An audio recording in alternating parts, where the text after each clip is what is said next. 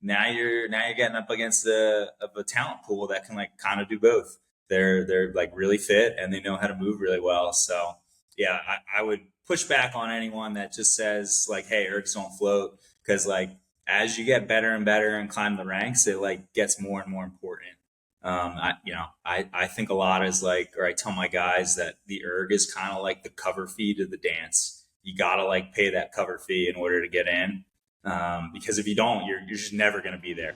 Like your physiological cap is essentially what you can produce for 2,000 meters, and like no matter how well you row, if your ceiling's only this high and your competitions is this high, that's a huge gap.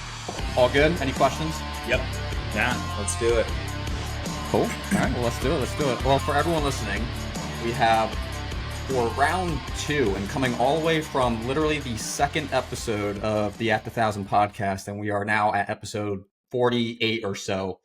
But your long-awaited return, Tyler Nase, 2016 Olympian, head coach for the Cornell lightweight men's rowing program. I know you just got back from Florida for a winter training trip. We'll dive into a lot of that, but having Tyler back on, so probably one of the episodes I've shared the most with athletes, and it's going to kind of center around a lot of stuff that we talk about today, just training and erg performance and mentality and the things that go into that helped obviously fuel his career as an athlete, but also now as a coach and the things that he's bringing to his own team. But again, I share your episode all the time. It was all the way back in episode number 2, which is crazy to believe. And now again, You're long away to return. I'm pumped to dive in and talk a lot about just training and erg performance, 2K performance, your approach to the erg, because you're someone who hits it every day, still as an athlete, even though you probably don't even have to, right? It's just something that you're passionate about. You continue to fuel yourself, and then also the impact that I'm sure that has on your team. But Tyler, give us a quick update. Like, okay, we're here in January.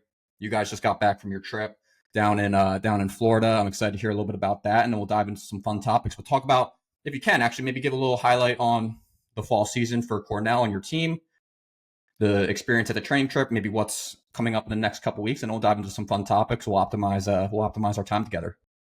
Sure. Yeah. Well, thanks again for having me. I didn't realize that I was episode 2. That's cool. That's awesome. Yeah. I'm honored. But yeah, so I guess the update, team's doing well. We had like a solid fall performance. We took second at the head of the Charles in like a really, really tight finish. Penn and Princeton were all within a second of us. And then again, we took second at the Chase. And again, Penn and Princeton were all within a second of each other. And like all 3 crews broke the course record. So like every year, the lightweight league is looking really competitive and really deep.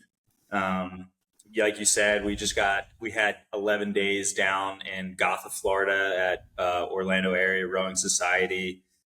It was cold, definitely. We were down there during that cold snap, but guys from upstate New York, that's like no big deal for them. So kind of doing our thing down there. The camp was really productive. We had like a big focus on just rowing better, moving better together, and a little bit of banging heads, doing a lot of side-by-side work, shuffling around lineups, testing out guys, things like that. But now we're back in Ithaca and sort of got like a couple more weeks on the erg, and then hopefully getting some warm weather and getting back out on the water and getting ready for the spring. When do things begin to thaw out up there? When will you guys be able to see maybe some considerable water time or starting to sprinkle it in? Obviously, this is maybe an abnormally cold winter, at least relative to like the last 5 years or so. But when do you anticipate starting to get some water time in New York? Could be as early as February 1, could be as late as like mid-March. Sort of, it really depends on what the weather's doing and stuff like that. Ithaca is like the one place where I've coached where it like really changes quickly. Like the water can freeze overnight and you can show up to practice to ice and be landlocked. But that being said, like we break ice, we'll cut it, we'll do whatever we need to do to get out there. So it's just a matter of whether the weather cooperates and all that. But like last year we were out there February 1 and didn't have any issues. So fingers crossed we're like getting all the cold weather out of the way now.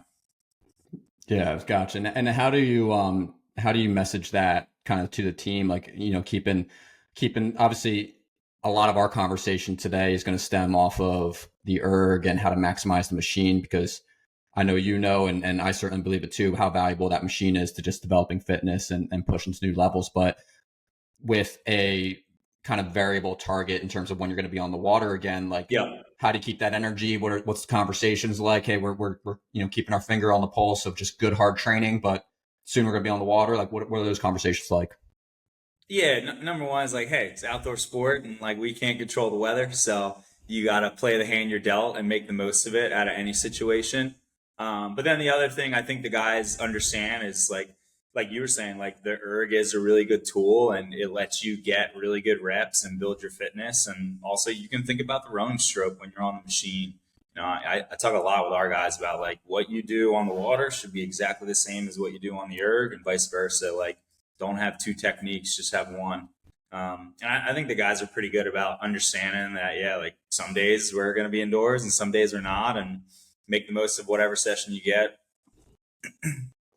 Yeah, and I think that piggybacks off or dovetails into a lot of what I want to talk about today, because again, like our episode back in whenever it was October of 2023, I guess, wow, was just centered a lot around just erg performances and training, and talking a little bit about just how obviously your story as someone who grew up in the Philadelphia area, rode, competitively, and then obviously went on to have, great career and go into the Olympics and things like that. But just training as a whole and your passion for the erg. And I think there's things that we're gonna talk about today that are so transferable to any athlete at any level.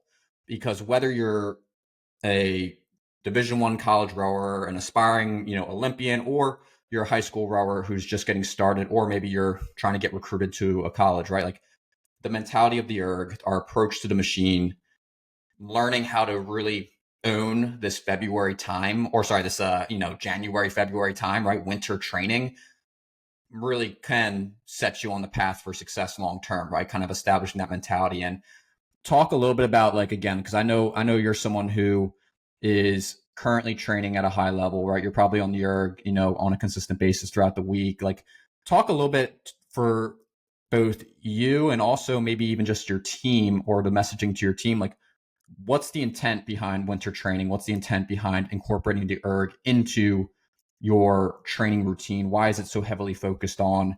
And what are we hoping to get out of it by the time we get to mid-March racing season, April, whatever? What are we hoping to get out of these next couple months in this period of time? Sure. Yeah, I mean, I think number one is like the championships are won in the winter. I'm a big believer in that.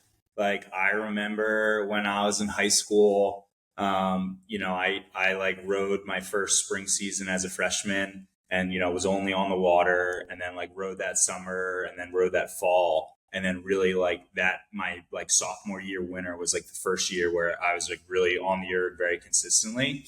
And we had like the whole winter block and all that, and like I went from like 711 as like a freshman in high school, and then I went like 644 as a sophomore.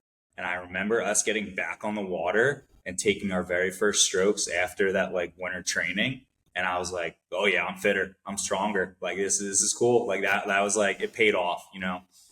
So I think that for me is like the number one motivator for my team and for like high school or anybody is like, hey, you can really like use this time to like set yourself up to really have the spring that you want. But like you got to do the work now, and really try and like change your physiology, because yeah, I would say like every big 2K breakthrough I ever had, I felt like I like added more gears or more abilities to my racing or things like that. And yeah, like it does show up, as long as you're, transferring it to the water. Like if you're not able to capture your physiology with your technique, then yeah, you might be wasting some time. But I do think just like the fitter you are, the quicker your potential is, so to speak. And and one of the things I wanted to bring up to you, right? Like, so there's the old saying that I don't personally love, but ergs don't float. Yeah, yeah. Is is a common saying, around boathouses and high schools, and coaches might even say it to their athletes. Yeah. I personally think it does a disservice to rowing because of how much the erg is a key component to on the water success, and obviously you're Yeah. a true, someone who can speak better to that than I can. Like, but what is, like, why do people kind of even have to throw those narratives around? Like, what does the erg, like, why is the erg this thing that we as athletes? And again, like, I think there's people who probably have always just had an appreciation for the machine, but then there's a lot of people, high school, even college, right? That, even college, where it's like, that's something that kind of echoes through. It's like, hey, I can be a great boat mover, right? But the Yeah. erg doesn't necessarily matter, as we both probably know, right? Like, the erg doesn't lie in many ways, right? Those numbers mean something, Sure. right? So Yeah. talk a little bit about that. Like, why do people have this hesitation or this reservation where it's like, oh, like, it's the winter time, the erg, I don't want to be, it's the last thing I want to be. It's a torture device, this and that. Ergs don't float. I hear these Yeah. messaging from all over the place. Yeah. Unpack that a little bit if you don't mind. Sure. Well, I also have a great quote for you. My coach, Cam Kiesaglis, he used to tell us, like, hey, not all really good, not everyone with a really good ERG score has an Olympic gold medal, but like everyone with an Olympic gold medal has a good ERG score. So my grandma can be like the best boat mover in the world, but like if she's going 8 minutes for 2K, like sorry, grandma, I'm probably gonna beat you. I go 6:06 or whatever. So yeah, like I'm gonna my potential is higher than hers. Now I could row so badly that like yeah, someone that has like way less physiology gets me, but as you get higher and higher in the ranks, you can't be that one trick pony anymore. Like I do think a lot of high schoolers can get by with just being that one trick pony of like, oh, hey, I'm like getting really good results on the water, yada yada. But like when you enter into like the lightweight league or the heavyweight league or the women's league, now you're getting up against a talent pool that can like kind of do both. They're like really fit and they know how to move really well. So yeah, I would push back on anyone that just says like, hey, ergs don't float, because like as you get better and better and climb the ranks, it like gets more and more important. I think a lot is like, or I tell my guys that the erg is kind of like the cover fee to the dance. You gotta like pay that cover fee in order to get in, because if you don't, you're just never going to be there. Like your physiological cap is essentially what you can produce for 2,000 meters, and like no matter how well you row, if your ceiling is only this high and like your competitions is this high, that's a huge gap. And then yeah, I also think that it's like I don't know. I always get annoyed when people are like, "Oh, it's this that workout is horrible," or "It's this torture device." Like, it's choose your own adventure. Like no one's it does, like me sitting on the erg does not hurt.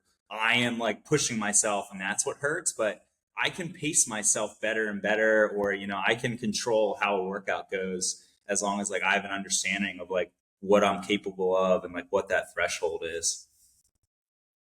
Yeah, and I love that. And there's so many places that we could take this because again, like I mean, like, ergs don't float, but fitness matters, right? Like, fitness, if Sure. you have to be a fit athlete, and all things being equal, right? Like, all things being equal, the athlete, right? Like, so you have the best, prettiest stroke possible, same height, same weight, all these different things. Like, all things being equal, the athlete who is fitter and can produce more power on every single stroke is going to come out ahead, right? Like, that's just, Totally. and Hands down. I, Yep. right. And I think a lot of people kind of, they want to, kind of shield themselves from that reality. And, at the end of the day, like, they're influencing their approach to the machine, right? Now they're going in with this negativity bias already of like, oh, I hear all these narratives of no one likes the erg and this and that. But at the end of the day, like, the way you get better at it is by doing it, by putting yourself in those positions. I always say, like, the number one way to get better on the erg is by being on the erg.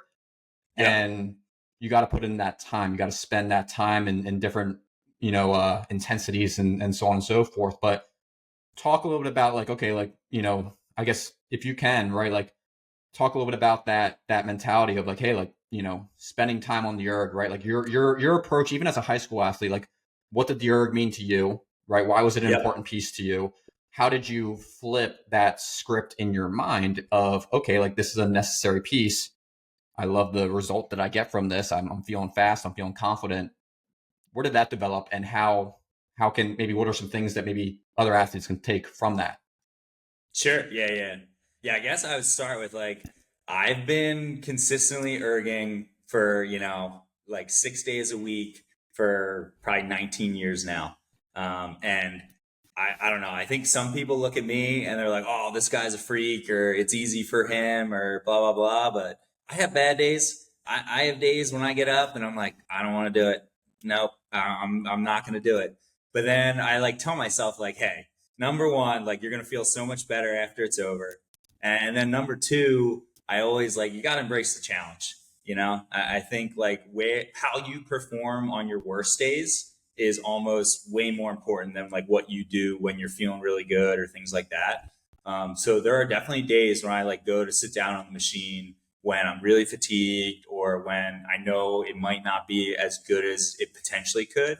But that's when I'm really like hyping myself up and I'm trying to get in the right headspace of like, how do I want to handle this difficult situation? And like, who do I want to be? Because I think that piece about like just how you handle it when it's not going well is really important for testing. Because like, guess what? Like, I don't know about you, but the third 500 of a 2K like is never going great. There's always this like scary moment where I'm like, I'm kind of burning up a little bit here, and I don't know how I can handle this. But I think a lot of times when I'm going into the tired days or things like that, I'm like, hey, let me like figure this out. That's really important. And then to go back now to like the high school piece, yeah, I wasn't really good at the erg in high school. Like I was like fifth in my freshman eight. We had guys that were like breaking 7 minutes, and I was like stuck at 7:28. I really didn't have a good understanding of like how to get better. But then like that summer, I was like, all right, I gotta get better at this thing. So let me sit down and do it more. And I really just started doing steady state. I was like throwing 2 minute splits for 10Ks or for 20 minutes at a time, and just trying to like accumulate volume. Um, and I think once I started to see progress, that's when it really got fun. And that's when it like made it so much easier to do the work. Cause it was like, I believed that the work I was doing was going to help me get the results that I wanted to get. So it was like simple equation in my head. It's like, hey, if I do this erg workout, I'm going to get better. So that's why I got to do the erg workout. Um, and then yeah, once that's when it gets fun. Like I love seeing progress even now as an athlete. Like when I see some PRs or when I like do a little bit better, that's when it's like, oh, the ball starts rolling. So yeah, it's just about like staying consistent and accumulating, more and more sessions. But I do believe in a rule of thirds, and I talk about this with my guys a lot. That like in any training cycle, you're gonna have like a third of the days are like really good, you feel amazing. A third of the days are just like pretty meh, like it's okay, it's not great, not bad. And then like a third of the days, you're probably gonna feel pretty bad. And that's like totally normal. I think when that number gets skewed and like all your days are amazing, you're probably like not training hard enough, or all your days are really, really bad, you're probably not resting well enough. So those are just like some parameters that I look out for.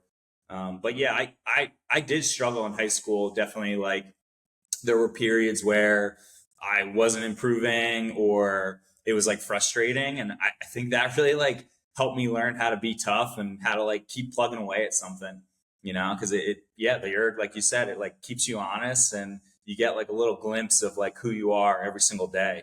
But that's also like the fun part because like, yeah, when you do pull off that PR, it's like, oh, everything was worth it. Yeah, and I love your part about just you kind of get motivated by progress. I think that's a huge piece. Like when you're, and I think a lot of people kind of, and I'm actually, I would love to dive into this with you as well, because I do want to get into 2K testing and the stuff that, athletes have coming up because it's that time of year. So we'll talk about that stuff here in a minute. But like progress, right? Like being able to see yourself, right? You can't get that necessarily on the water, right? Like being able to see yourself on a daily basis, getting fitter, getting faster, feeling more confident. And that will hopefully fuel your next session, right? Where it's like, oh, I got a little bit better. And I think that doesn't necessarily have to come in just testing, right? 2K testing, 6K testing, Yeah. you name it, right? Like seeing yourself get a little bit better at 10K at rate, 18, 20, and seeing yourself go from 2 minute splits to 158, right? Like that's progress that should hopefully be exciting for you. So each and every workout that you do is hopefully a little bit of progress, right? And I think, or is hopefully you're getting a little bit better. Yeah, you're gonna have those sloppy days where just nothing's going right. We all get them, right? You get them at this age, I get them at my age, right? Like we're all gonna always get them, right? Like, but on those days that you do see a little bit of progress, can you keep that engine going? Can you keep that motivation firing? Because that's what's going to lead into that next session. And bringing that, right, like before we get into like 2K testing and preparation for that and things like that, but talk a little bit about like, okay, like I'm curious to hear from you. And I've had this conversation, or I floated it by, in previous podcasts and stuff like that. But like one of the things I'm always curious about is the difference between science and mentality. That's the way I kind of describe it. It's Mhm. like Yeah. there's a lot of, I think there's a lot of people out there, especially in high school, where they have this abundance of information. They can read so much different stuff, see it on social media, or their friends are talking about an article, this that, like talking about just the science and the why behind some of the training, right? And then there's the mentality of, okay, like I'm just gonna plug in 10,000 meters and see how long I can hold 2 minute splits and see what happens, right? And I'm gonna rinse, repeat, do that the next day, rinse, repeat, do that the next day. Like, what's your right? Because I in our last conversation, like I got the idea of, hey, like you were trying to go firm, you're trying to learn how to bro hard, learn how to drive that flywheel. Yep. Talk about that relationship a little bit. Like for you, when you're even with your own personal training, how does that dynamic work out, right? Is it like, hey, I'm going to stick to the laws of what I read, or if I'm feeling really good, I'm going to push it even further, right? Like, talk about that dynamic. I feel like that's a common conversation that people are having. Yeah, yeah. And I would also just add the piece on progress. Like, I think before I even start to think about like the numbers, I sit down and I think about like, hey, what's my goal for the week? Whether that's like 6 sessions or doing X amount of volume on the erg or things like that. Because it's like brushing your teeth, like I could brush my teeth for 2 minutes and my teeth aren't going to look any different. Now, if I brush my teeth for, a month straight, 2 minutes every time, twice a day, after that month, then it's going to like look really different. But like, I can really track my quote unquote progress by like checking the box. So like, hey, did I do this thing for 2 minutes this morning and at night? That sort of stuff. So that's a lot of times like where I get really like excited is like, hey, I did 10 sessions this week and it was X amount of minutes. And then yeah, I am definitely not a trained physiologist, and I think a lot of the like steady state purists probably like will throw some shade at me, but I don't know. I like pulling hard. I always have. It's like fun to me. I think like when I row, I tend to push the number a little bit. And granted, there's not every day that I'm doing that. There's like a time and a place. Days before I'm gonna do like a really hard session, I'll definitely cap myself and I'll say like, hey, nothing faster than this. And like, hey, if I go slower, that's fine. I really think about just like rowing the stroke rating and like whatever number I get, and trying not to hit that like competitive button every single stroke.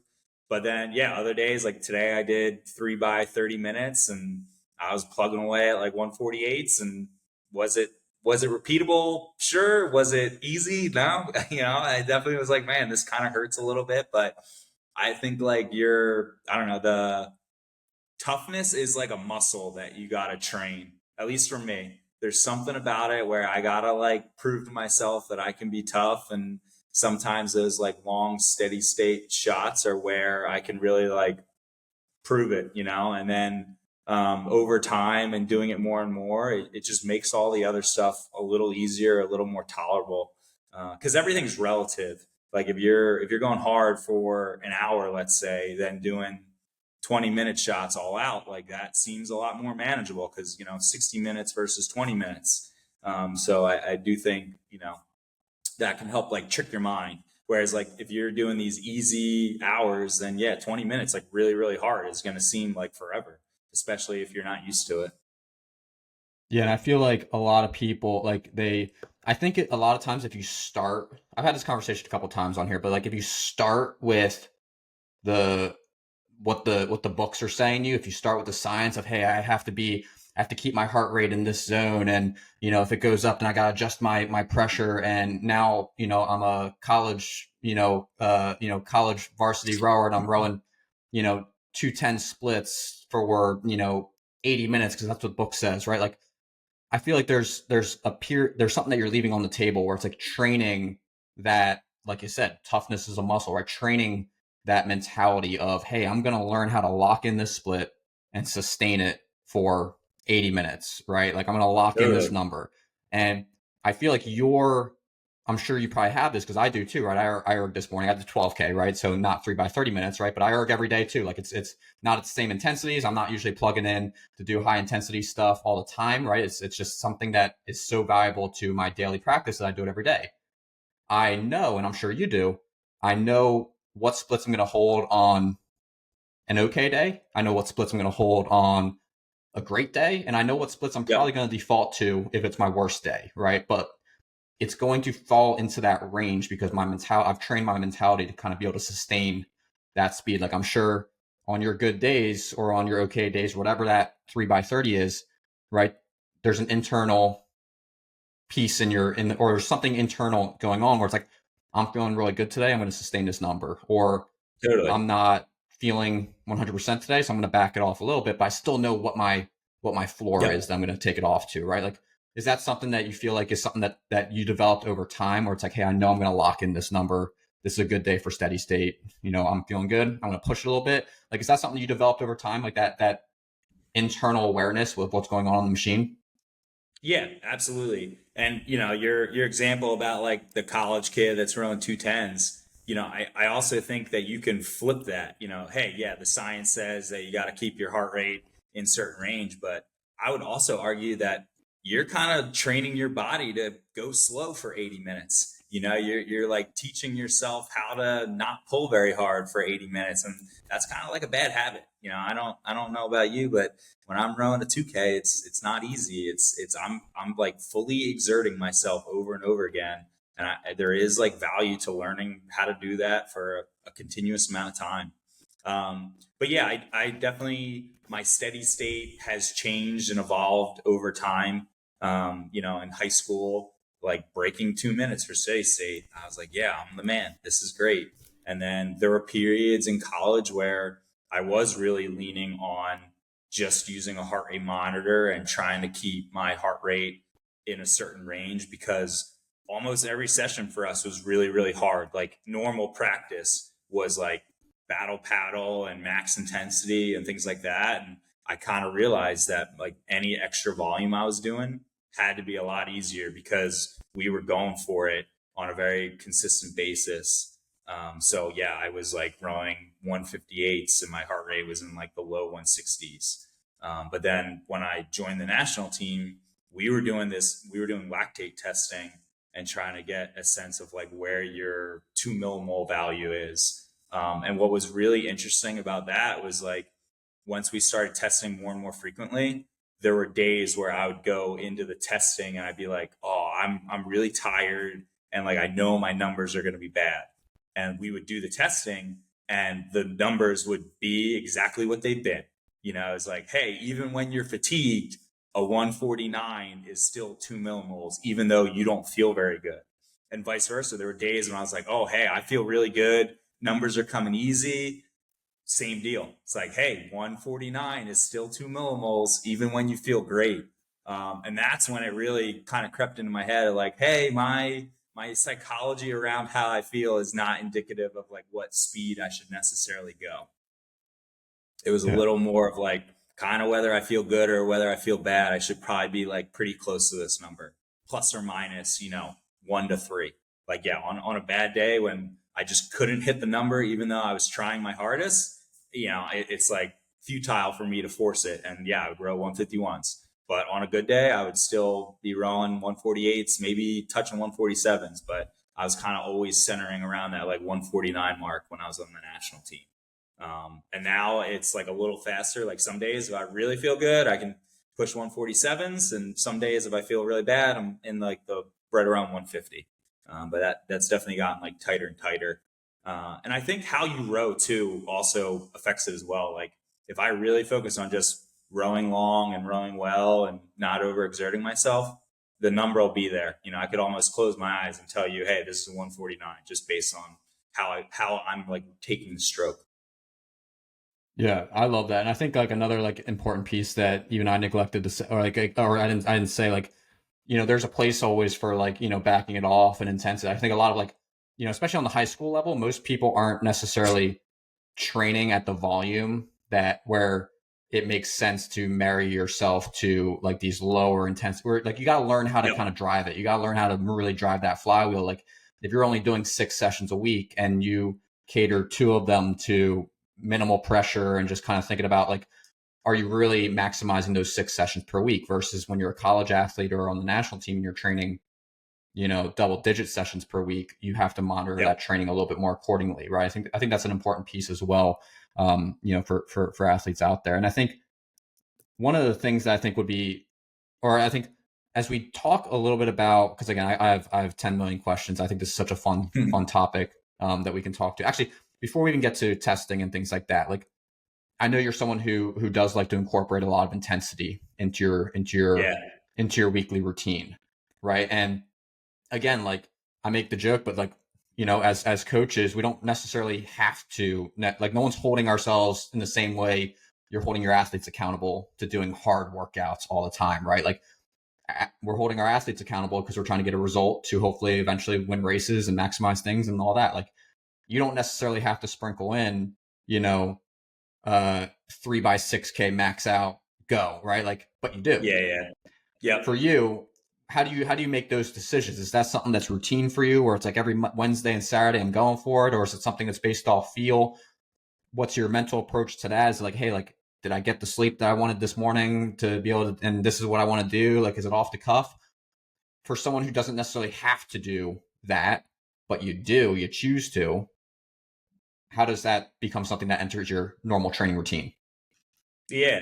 Yeah, I guess it all started with me wanting to just experience what my athletes are experiencing. I do like I had the fortune of having a coach when I was in college, Glenn O'Hal. He was rowing on the national team while he was coaching me in our group. And I thought that was just like the coolest because he was like telling us about what he did at practice that day, not like, oh, hey, back in, 2000, I was doing this. Like your mental frame around like your training will be skewed. And I like to live in the present. So a big factor is like I wanna any workout I'm giving my guys, I'm gonna do it myself, usually the day before them. So that way I can talk about my own experience and give them some like good feedback on like how to approach the workout. Like I did 3x4K yesterday. My guys are doing 3x4K today. Um, but then the other piece is, yeah, I do have it just like every Monday. I do something that's like hard and around 40 minutes in total time. That's like an AT workout. And then usually every Thursday, I'll do something on the shorter side that's like 20 to 25 minutes in duration. And I would call that like VO2 max training, where it's sort of like a little slower than 2K, but definitely faster than 5K and 6K, and really gets you in that like huffing and puffing state. And is somewhat repeatable, like 5x1500 or things like that. And I just think, yeah, they're the most bang for your buck sort of sessions. Like I could do all the steady state in the world, and that'll help me maintain my physiology. But if I really want to be able to produce good numbers and be able to test 6K or test 2K, like I got to see those numbers. I got to like experience that rating and the ratio and, the rhythm of it all. Cause yeah, I think like a big part of performing well on tests is like, are you preparing well for the test? Meaning, am I using my hard sessions to get an accurate feel for what's the rhythm I'm going to row, or what's the pacing, or do I have a good sense of like how long can I hold this number for, things like that. And the hard sessions are my opportunity to like experiment and try some things, or be really conservative and like set myself up for like, hey, I know I can do this. And that really helps me build confidence, because it's like, all right, if I did 3x4K at 138, then I know if you held a gun to my head, I can probably row 138s for a 5K, right? Like if I can do 12K worth of work, then 5K should be like no big deal. So that's like a good starting point for a 5K that like allows me to like not enter into the unknown, but gives me a solid grounding of like, I'm probably going to be able to do this no matter what. And hey, maybe I go faster halfway through the test, stuff like that. And it's fun to do really hard stuff, because like sometimes it's exhilarating and I feel like I like come through the other side and I'm like super proud of how I approached it, or I pulled off the PR. And then other days I like fall on my face and it wasn't that good, or I blew up or what, but it's like, that's fun. It's annoying and it's frustrating, but I'm like, hey, I'm going to come back next week and I'll do a better job.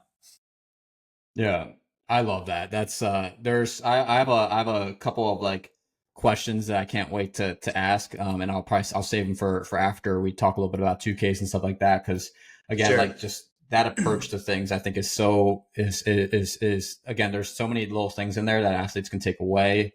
And there's also some things that I'm curious to kind of unpack from you. But before we get to that, like you talked about testing, you talked about, right, being able to do, whether it's a 2K test, a 5K, you name it, 6K, right? Like, and in what I do, right, working with a lot of high school athletes and talking to a lot of people, right, who are gearing up to do 2K testing here in the upcoming months, right? Again, whether you're a high Yep. school athlete, college rower, master's athlete, you name it, right? It's that time of year, right? We're going to start laying Yeah. into 2K, right? So, and I think one of the things that I always notice and observe, and I have these conversations a lot, is like, we put, especially athletes who are trying to get recruited or they're trying to make a boat or whatever, you name it, right? Like they put the 2K on this pedestal of like, that's the number I have to hit, right? I have to get that. Like this Mhm. is, and then I always make the joke where it's like they put it on this such high pedestal and then they start stacking all these weights on their shoulders and they make the climb to get there way harder than it has to be, because it's like they look at it something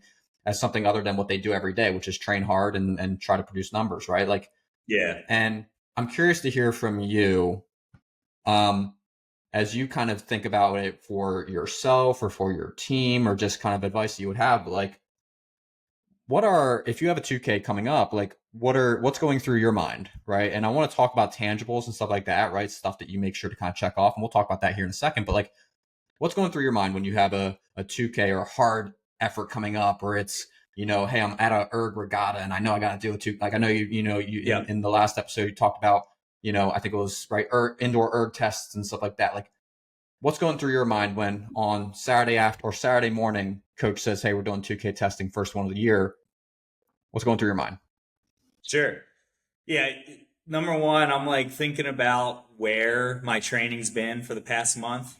That is always, like if you're ready for the test, you shouldn't be super worried about it. So that to me is a big one. Is like, hey, how have the last 4 weeks gone? What have my hard sessions been like? Have I been training, hitting all those sessions, stuff like that? Because I think when you've done a really good job of training and it's been really productive, you should be excited to do a 2K. Are they challenging? Absolutely. I have a lot of respect for any workout I ever do. I never tell myself it's going to be easy. Anytime I've done that, it's usually been really, really hard.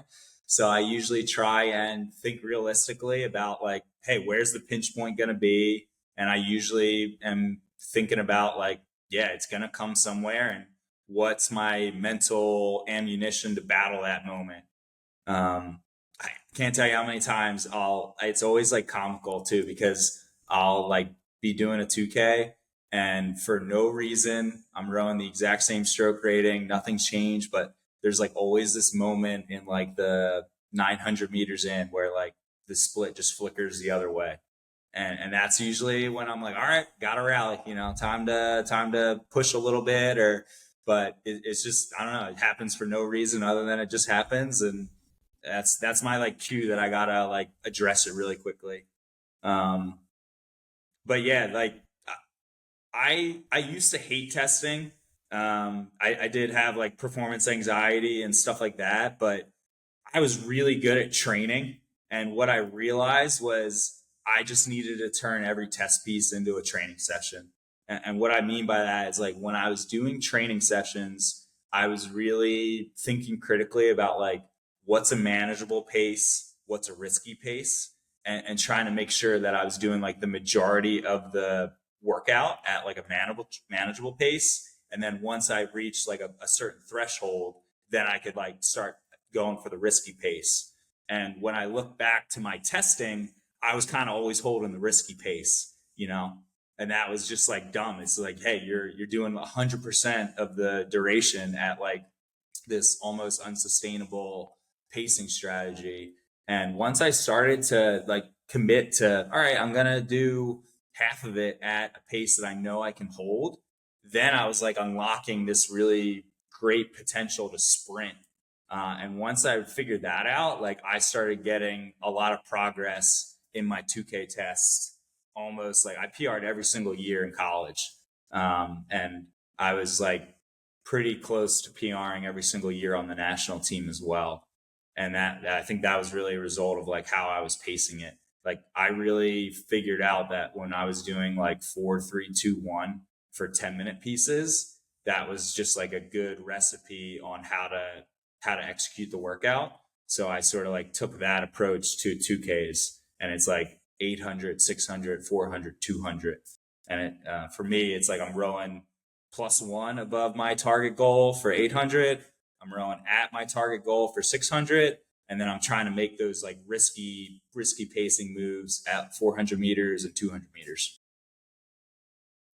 There's that's again, everyone should run that back because again, I think again, like that's such like an important piece for younger athletes to understand, right? Like they like oftentimes, and I call it I call it downhill rowing, right? Like that's something that Yep, that I always talk totally. about. It's like it's kind of like when you're running and you're just collecting momentum as you go. You're starting out at an efficient pace, right? You're catching momentum, and then you're getting faster, getting faster, getting faster, and then all of a sudden you're at the end, and it's like okay, now I can go, right? And I think a lot of people almost they take that decision in the second half out, right? Like the decisions made for them because they didn't execute well in the first half, right? Like they misfired on the first half. They went out way too hot at their risky pace, like you talked about.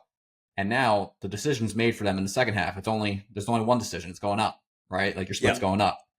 And Yeah. I think coming from you, I think is incredibly powerful because, right, again, like, and you're so, and again, it comes from understanding what is your conservative pace or what is the pace that you feel like you could open up where you start to 800 meters in, you have confidence in the second half, right? Rather than you shuttered yourself from all that. Like I think a lot of people do that, right? Like they take themselves out of the fight early because 500 meters in, they're Yeah. at a pace that's lower than what they thought they're at a pace that's unsustainable, and then it completely goes right. They take themselves out of the fight before it even begins. Talk a little bit It's like about like zero for you, sum. exactly, right? Like Yeah. If and you spend X amount over, then you can spend X amount under. But if you start out under, then you're going to have to spend some time over. Yeah, I think that's a huge thing for people, right? Right, where it's like, hey, like just understand and don't be afraid to make, especially early. Like, I don't know if you had a different approach to like your first couple 2Ks as maybe like when you're kind of peak fitness and really rocking and rolling. Like, was there a difference in like, hey, your first couple 2Ks versus like, hey, now I'm, deep into my phase of like, hey, I'm trying to really gun it on this one. Like, Yeah. did that change at all? Describe that for me if you don't mind. Yeah, no, because I would say like I was using the 800, 600, 400, 200 when I didn't have a great sense of where I should be for 2K. So that was like a good, just like slowly entering and setting myself up for a good test. And if I had a really good sprint, then hey, maybe it turns into a great test. Like I did a 2K this past fall. I haven't done one in over a year. I was trying to break 610. So yeah, I started off at like 133s, 134s, and ended up like really redlining it towards the end, and went like I think 608. But that was like a baseline. So now I know like, hey, without a lot of prep and without a lot of testing experience, like 608 is kind of the number. Now when I go, I'm going to do another test in February. That's going to be way more tailored to how do I beat 608 can I spend some time rowing more 132s in the beginning of the test? And I'm going to be able to do that because I'm then practicing that pacing in a lot of my workouts leading up to the test. So I'm going to like familiarize my body with the ratio and the rhythm for holding a 132 sustainably to allow myself to then sprint at the end of it. So that the testing strategy in February will be a little more of like 1,500 meters at 132 and change, and then really trying to like hammer for the last like 500 meters. Yeah, and that's a great segue into, and we're just going to use realistic, and again, you can kind of take on and incorporate some of, maybe if you're giving your team a 2K versus your own personal 2K. Yep. But what I want to talk about now is like, okay, like you just highlighted that you're planning on doing another one here in the next couple of weeks, right? February, you said, right? Like, and for you or even for your team or anyone that you would talk to about it, like, what are some pillars that you make sure to hit prior to a 2K test? And what I mean by that is like, Sure. okay, like, and again, this could be different from when you were a high school athlete versus now as a coach and someone who's really knows how to push themselves to the maximum level. But like, what are some pillars that you try to hit in order to best set yourself up for success on that day? Like, are there specific prep workouts that you do to understand what pace am I able to go at? Are there specific things that you do to get your body adjusted to the rating? Because I think a lot of people, they go in blind to that first 2K Yep. and now they're just guessing, and then guessing expounds, right? Just magnifies, right? If that first 500 is going poorly, well, it's because you went in without any kind of idea of what is an actual good pacing, right? You didn't put yourself in those positions. What does that timeline look like for you or for your team as you gear up for a max 2,000 meter effort? Yeah. I think the adaptation for 2K training is like anywhere from 8 to 6 weeks out. I think that's like plenty of time. Anything longer than that, I think you might like burn out a little bit. And I like to take the approach of like, hey, let's do one dedicated 2K pacing workout a week and slowly grow the intervals. So, the first one might be 12 by 1 minute on, 1 minute off. And that's just you practicing what does 2K pacing feel like? Yeah, will you be able to probably go faster than your 2K pace on that workout? Sure, just because it's only 1 minute long. But that's like giving you a ballpark of like, I know I'm going to be around this plus or minus one or maybe plus two. And then the next week, let's expand the interval. Let's start doing some 500s now, where you got to go a little longer and you're going to get a better feel for what that 2K pacing is going to feel like. Like if I have guys who are trying to break 620, which is 135, they need to be taking strokes, rolling anywhere from 136s to 134s throughout that workout. So that way they have a good idea of like, hey, how does this number stack up over, 90 seconds or over that 500 meters? And they may find that 136 is like their conservative pace. 135, starting to feel that pinch. And 134 is like burning me up really quickly. And that's like great. I would say then, hey, you're probably in the ballpark of like going sub 620 if you put it together on the right day. And then adding a little more volume in your next session, maybe doing some 750s or some 1Ks. And now you're getting into like really, this is your opportunity to really practice. How do you want to pace it? I'll do mental prep stuff where you maybe set it up for 2,000 meters and do some of those intervals within the 2,000 meters, if that makes sense. So you get to like see, hey, what does an opening 750 at 136 look like while you're looking at like the whole 2K countdown, so you're not just staring at, oh, I may have 750. You're like doing a 750 within a 2K, if that makes sense. And then, yeah, as you accumulate sessions and you're getting a better feel for what pacing looks like and how it all goes, then you're kind of getting a good idea in your head of like, all right, what's feasible, what's like a huge reach, and what's like gun to my head. I know I can do this no matter what. And then I think after you have that information, then you can sit down and come up with like a realistic game plan of like, all right, on my very best day, it's going to look like this. On like a not so great day, it's going to look like this. And on a bad day, it's going to look like this. And I would add that like the first like 1,500 meters should all be exactly the same. Where you get a really good day is like having a phenomenal sprint, or where you get like an okay day is having like a medium sprint. And when a bad day, quote unquote, would be like, oh, I don't have a sprint, but I'm able to kind of like maintain that base pace. Like my goal for February is like on a bad day, I'll probably go 6:08. On a good day, I'll go 6:06. And on a really good day, I can maybe crack 6:04.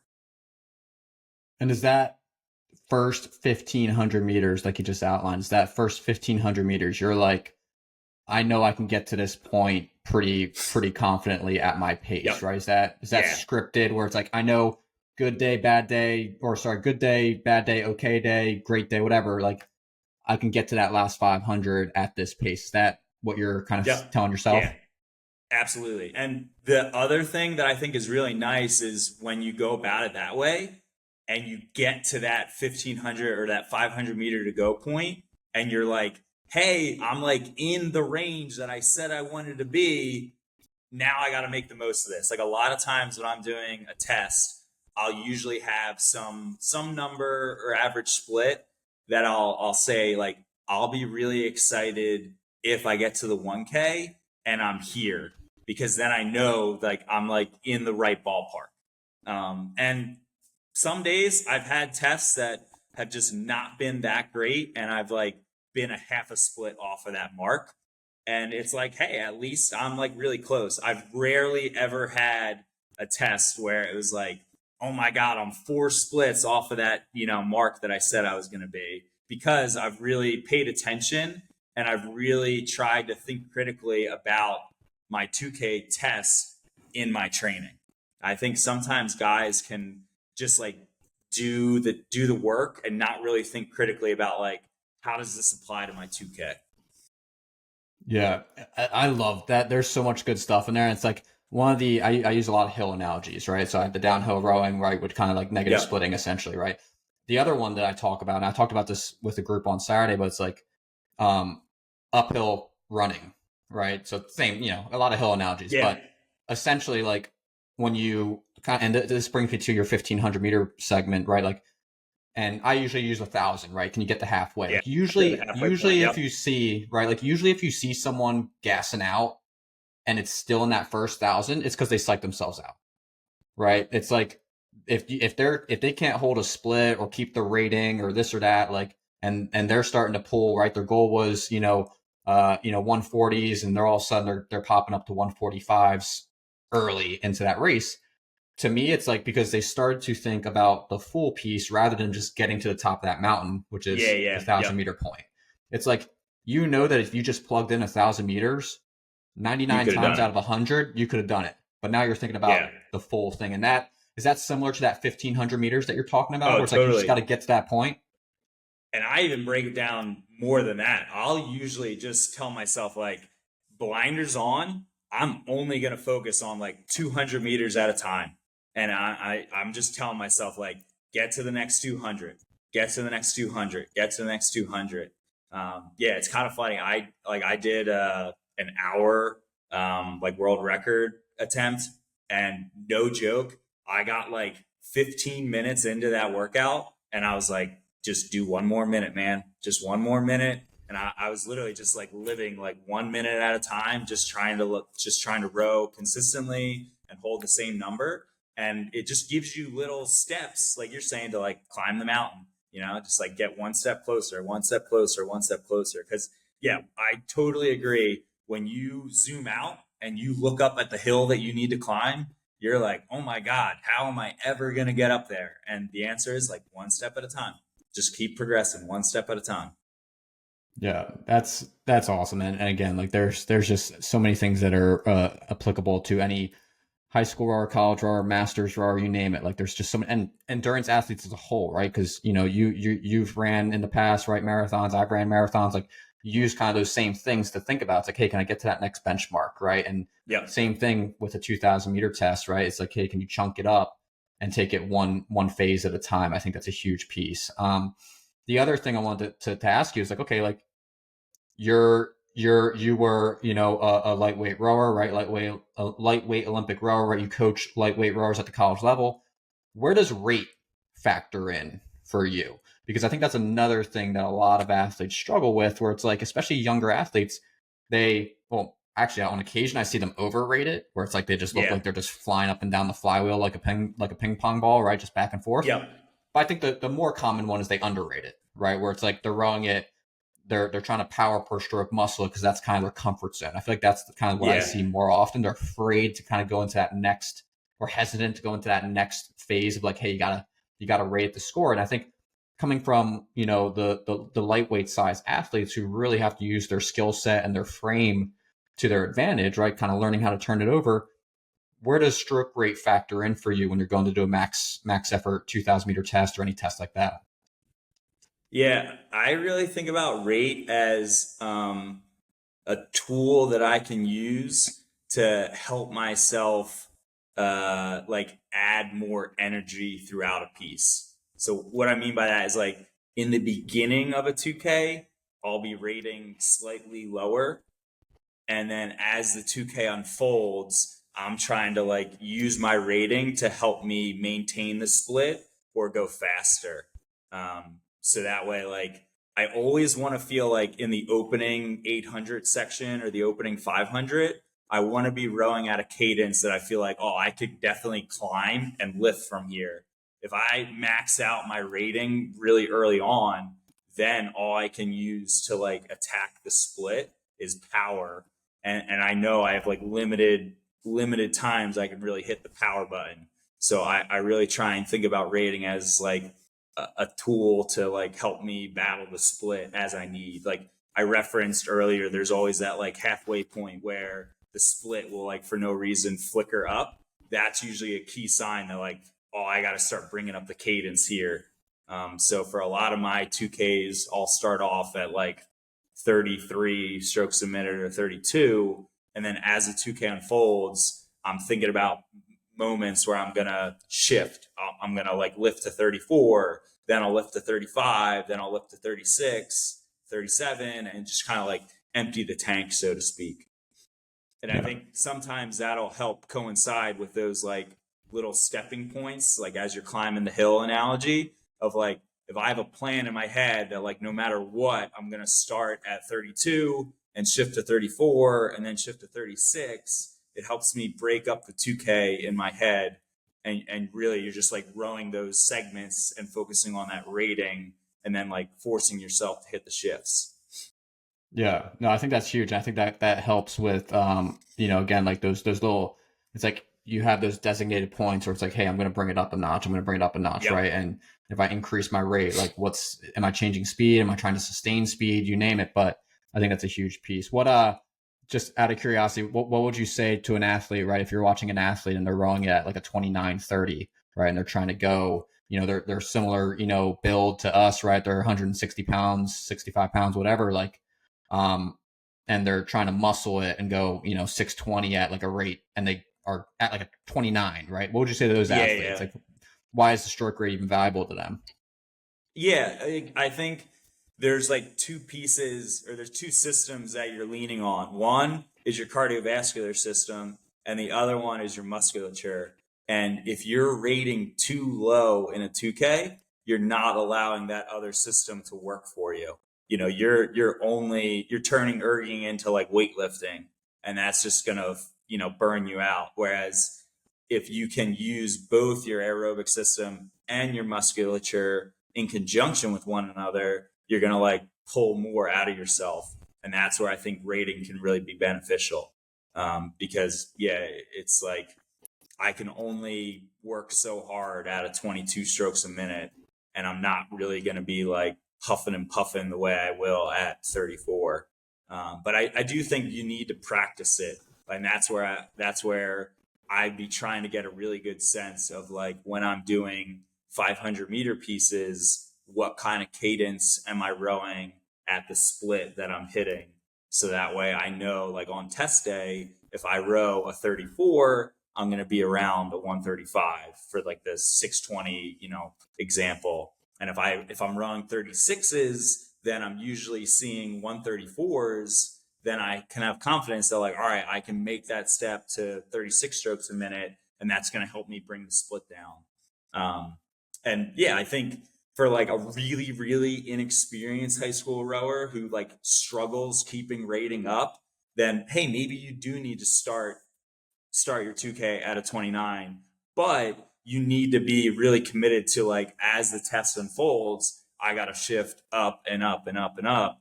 And if you really do struggle with that, then like your practice or your focus during practice is how do I maintain a higher stroke rating in order to like incorporate that skill in my 2K test.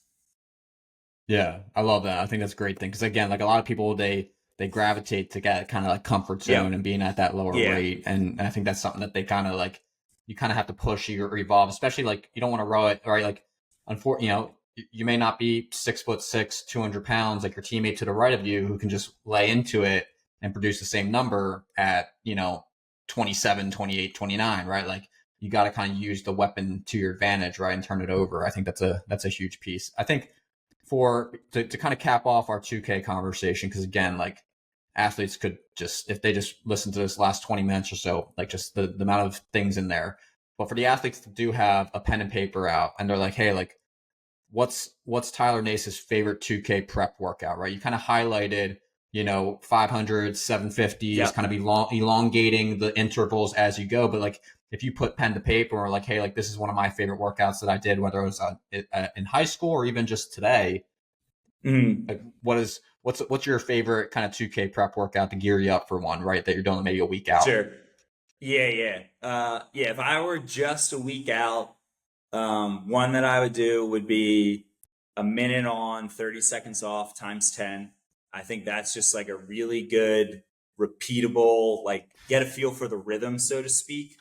I actually did that before I set the American record for 2K in 2016. I did that workout like 4 days before our test. And I remember it was all about just practicing rowing 132s at 34 strokes a minute. It was just like on repeat over and over and over and over again. And I literally think like when I went back into the memory, it was like 132.0 for like all 10 intervals. So that was one. And then another one that we did quite a bit on the national team that I thought was just like good at opening up your lungs and like giving you that like, oh man, that like 2K halfway through feeling was 2 by 1K. That was like set it up, 1K, 3 minutes rest, 1K. And that workout just like humbled you a little bit, it like induced that little bit of fear. You run through the 1K and you're like, oh man, that like burned pretty bad. But I think like having a little bit of fear leading into the 2K is a good thing because it means you're not going to do anything stupid. You're going to have a good sense of like, I don't want to blow up. I don't want to have a bad piece. So like, I got to respect this distance, and that'll kind of like rein me in a little bit and make sure that like I'm approaching that 1K in a sustainable manner. And then I'll really be able to like get my score in the last 1K. So yeah, those are the two that I would say like in the week leading up to, I would probably be doing 2 by 1K with 3 minutes rest, or I'd be doing 10 by 1 minute on, 30 seconds off, and just trying to practice like what's my 2K base rhythm, just like what am I going to see for the majority of the piece, not necessarily like what is my end goal for the workout or end goal for my 2K test. Yeah. And for the 2 by 1K, are you gunning, or like is that designed to be like you got to gun it, or are you going at like 2K scripted? Yeah, I've done both. I think there's benefits to doing both. Like in 2016, I also did that workout as well, and I actually intentionally went like sub sub 131 for my opening one. I remember I was like, all right, if I'm really going to be able to like make a good crack at breaking, I just wanted to break 608. but I felt that like, hey, if I row 1K sub 131 for my first one, and then I can row sub 132 on my second one when I'm tired, then I know 608 is going to be achievable. So I did kind of like gun it for the number one and then see what I could do for number two. And then other times I really thought about it as like, let me practice how I want to pace my 2K, be more conservative on piece one, and then try and like run the second piece a little bit faster. So I think you can do both. Yeah. Oh man, this is awesome. There's so much good stuff in here that I think is right at this time of year. My last couple of things, I want to be conscious of your time, but just a couple of things to kind of button up and put a kind of close out erging and things like that. But just a couple fun ones for you. Like, what does your environment look like for when you are doing an erg workout? Do you listen to music? Yeah, Is it at the yeah. same time every day? Like what? Like you have like any kind of things that you prioritize when you are on the erg, right? Like a towel or the specific playlist or this or that. Like what is, let's cap off with some of that stuff. Like what does that look like for you and that approach and making sure you have all the things that you need on a 2K? Or Yep. sorry, on Um, just that erg workout in general, actually, not even just the sure. 2K, but just erg workout in general. Hey, I'm doing my erg workout. I know I gotta have these tunes on this, these things with me. What does that look like? Yeah, for me, it's really about like creating a habit. I'm a big believer that if you can teach your body that when it goes through this sequence, it's like primed and ready to go. You're basically like training yourself. So yeah, I'll usually run through like the same warm up every single time I go to do a hard workout, and I'll have two different warm ups. Like one is geared towards like 6K and another is geared towards 2K. So depending on like what work I'm doing that day, I'm doing the exact same warm up. And then yeah, I'm usually listening to like similar playlist or some sort of a curated playlist just to like get myself in the right mindset. Um, and when I'm warming up, I'm usually trying to think about like number one, embracing that it's going to be challenging. Number two, like I'm thinking about like what's a good day look like, what's an okay day look like. I'm trying to have some like realistic goals, and then number three, I'm really focusing on like what do I need to do to get my body ready to perform? Because some days I'll be doing that warm up, and it's like, oh, I'm firing on all cylinders today. I'm feeling really good. Like it's kind of like a little body check in. Other days I'll go to do the warm up and I'm like, ooh, I'm definitely like sitting on the bike right now and I'm going a little slower than normal. And that's okay. That just means I got to do more warming up to like get myself there by the end. Cause like, yeah, some days it's like, hey, I'm ready to rock.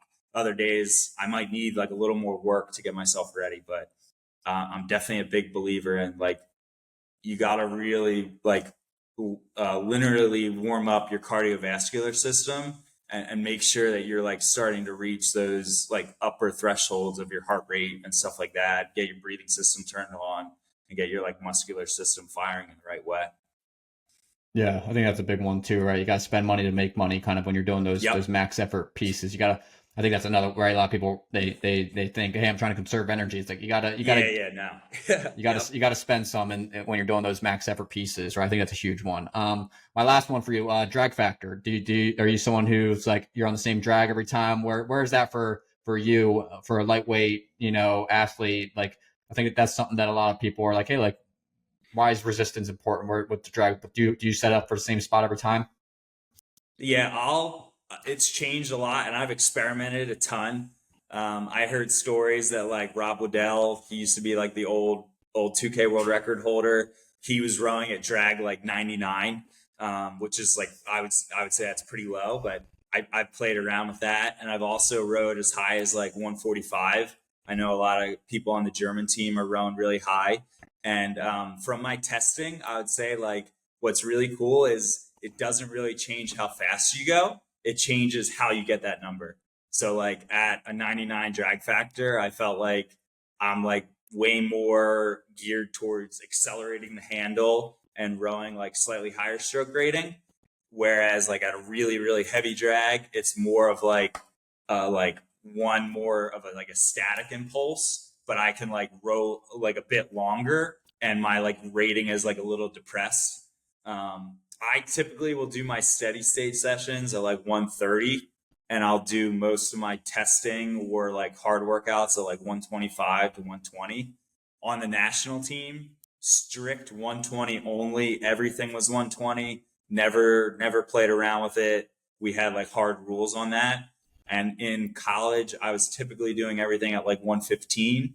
And in high school, I couldn't tell you. I was kind of like just, hey, let me do it on what feels right. But I would guess I was probably around like 110 to 120. I didn't really have a good sense of like what drag factor was. But yeah, I think most lightweights or like guys that are, around our size, they should be anywhere from 110 to 125 and maybe playing around with 130. But I do think you gotta row really well to be able to do that. Like if you're really jacking your back a lot, or you don't really know how to like stack your abs and like brace your core, you're gonna really fatigue your back rowing at a super heavy drag.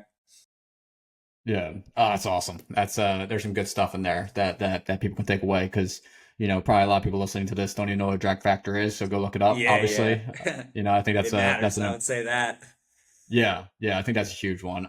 No, Tyler, this was awesome. Like, I think this for an hour people's time, hour plus of people's time, like and people who have tests geared up, or just the mentality that goes into training and appreciating the erg, which is what a lot of this podcast is centered around. Like, because I love talking about it. Just a lot of these questions are things that I'm going to incorporate into my own training because these are just it's something that I'm passionate about. I know you are too. Like, just incredibly valuable stuff in here. But any last things from you? Any last piece of advice or things that we can do to help you as we close things out?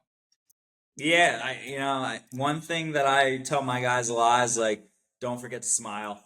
I do think that like when you're in the throes of it and you're in that like dark and scary place, yeah, just kind of like, I don't know, yeah, forcing a smile on your face and enjoying it is like the way to go, and that's definitely like helped me a lot when I've approached tests or things like that, because yeah, anytime you're doing a 2K test, you're trying to do something you've never done before, and it's like a cool opportunity. Have fun with it. Don't take it too seriously. It's not the end of the world if it doesn't pan out, or you'll be all right. Yeah, I think that's a big one. I feel like we have to know before we leave. So you have a 2K coming up in February. What's the goal? What's the intent? I know you've been chasing some records and things like that. What's the number, and how you feeling going into it? We got let's wrap up with that. Sure. Yeah, yeah. Yeah, like I said, I went like high 608 in November. So I think, again, good day. I should be sub 606. That's the like 30 to 39 lightweight world record. That's from Ebison, which is pretty cool. Eskil Ebison, and that's an old one. It's been like standing for 20 years. So I think, yeah, 606.0. Anything under that is like a good day. Uh, Personally, I think if I really put together a good piece, I think I can break my PR, which is 604.4. So that's kind of the goal. Yeah, I've just started doing like the 2K prep stuff, and that's been going decently well. I did 12 by 1 minute on, 1 minute off recently, and now I'll start doing like 8 by 500, and then start doing some 1Ks. So yeah, we'll see. Fingers crossed. You gotta do the work to get ready for the test, though. Talk's kind of Yeah. cheap. Yeah. Oh man, I love it. I love it. This is awesome. Tyler, thank you so much for coming on. Good luck to you and your own training. Good luck to you and Cornell as you guys gear up, and start to get back on the water hopefully soon. This was an absolute blast. I really appreciate you coming on, and yeah, we'll catch up soon. Maybe have you on for round 3 at a later date because these Cool. are these are great episodes. So again, thank you so much for coming on, and good luck as you guys kick off the spring. Thanks. Appreciate it.